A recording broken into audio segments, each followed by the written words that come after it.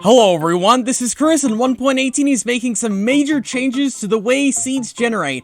Not only is it making it more vertical with massive mountains and deeper depths in the caves, but it's also making seed parity between Java Edition and Bedrock Edition. And while there are several different types of positives we could talk about, there's one major negative I'd like to mainly focus on in the fact that previous seeds 1.17 prior in both Java and Bedrock will no longer work the same inside of 1.18. So in case there's any particular seeds you find very interesting in Java, or more importantly, Bedrock Edition inside of 1.17, generate them in now, load them in now for 1.18, because otherwise they will not work anymore. And one of the most intriguing seeds that I'd highly recommend you actually load up is actually one of the very first seeds I've actually shown off on YouTube. Yeah, my new favorite seed I showed off like almost 2 years ago will no longer work. And yeah, today I figured recapping why you should at least load in the chunks and at least load in everything that's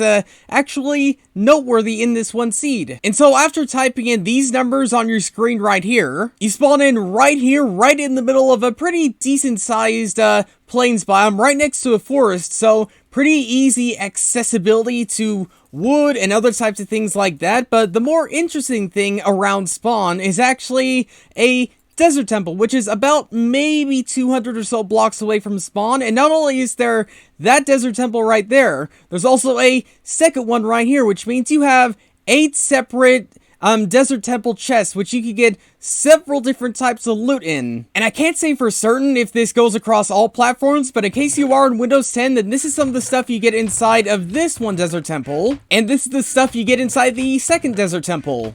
And something else you might have noticed is the fact that you're also sandwiched in between 2 separate villages right here, which means, as always, easy accessible food and stuff like that to get yourself started up with, and, you know, to get your adventuring on, because there is plenty of adventuring to go on about this one seed. And yeah, this seed, I think, for me, is special because it has so many different types of my favorite biome, the Savannah Plateau, and this is one of the first ones right here, and it's a pretty steep one, and for 1.17 generation, it's actually some of the steepest stuff we could find right now. And if you do head over to this one Savannah Plateau, you also get a pillager outpost surrounded by 2 separate villages as well. Yeah, there is quite a substantial amount of villages around the place, and something about villages you might know about is the fact that strongholds have the tendency of spawning below it, and this one is without exception, because this one actually houses the stronghold underneath. And unlike most strongholds, which goes around a massive maze around the place,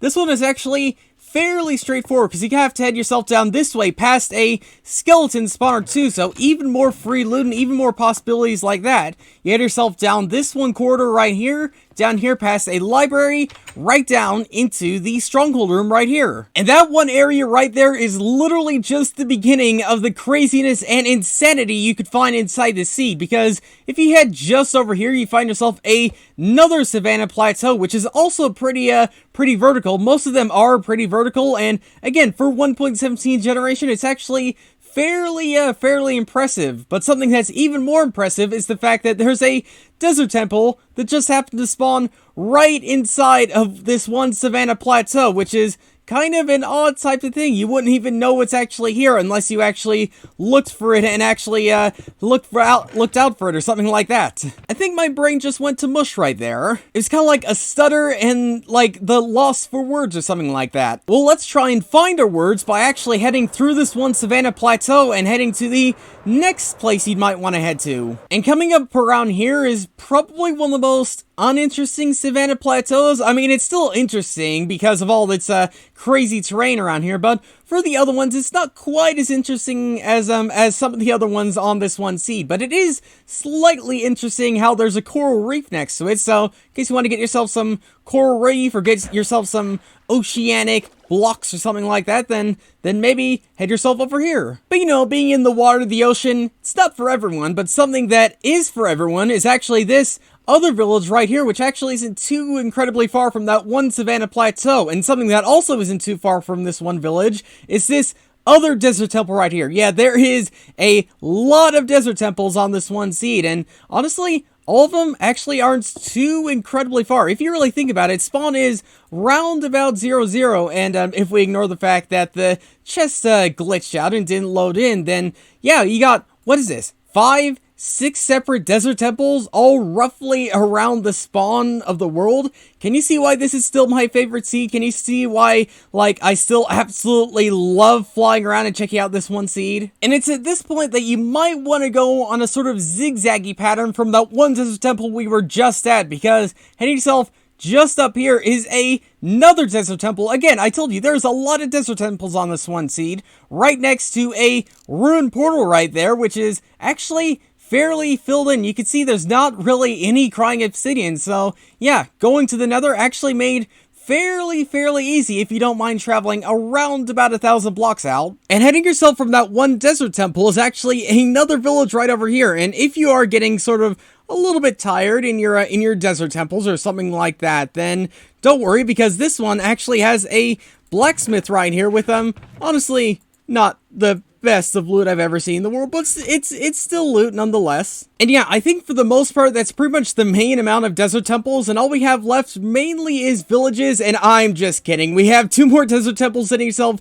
just right back to back, pretty much, right over here. I almost wish I was making this up, but yeah, once again, 2 desert temples, pretty much right in the exact same place, only separated from about 100 or so blocks of space. But the big main reason why I absolutely love this one seed is just over here. And if you look around, you can see that it is a savanna plateau, which is kind of typical for me. You know how much I brag about savanna plateaus, but the main thing I like about this savanna plateau is how it generates in, such as this. Yeah, something you would almost never see in like traditional 1.17 generation, but yet here it is, a savanna mountain, which just so happens to float above the air with a little aquifer sitting itself right down here.